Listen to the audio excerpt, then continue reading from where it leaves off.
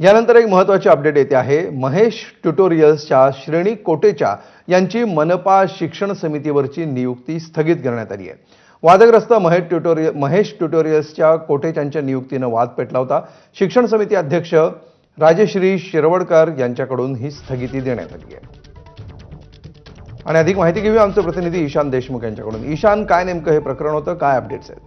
अमोल, आपण पाहिलं असेल महापौरांचं एक पत्र समोर आलं होतं, ज्यामध्ये कुठेतरी त्या कोटेच्याला त्या समितीमध्ये सामील करून घ्या अशा शिफारसीचं ते पत्र होतं।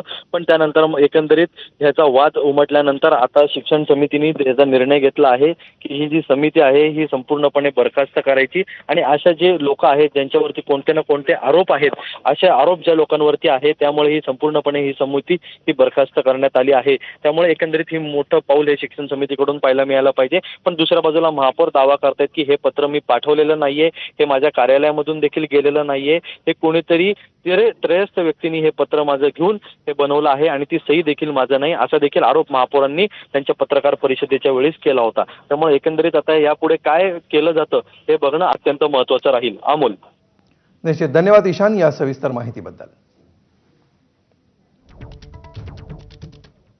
आणि यानंतर आपण थेट दिल्लीला जाणार आहोत। शिवसेना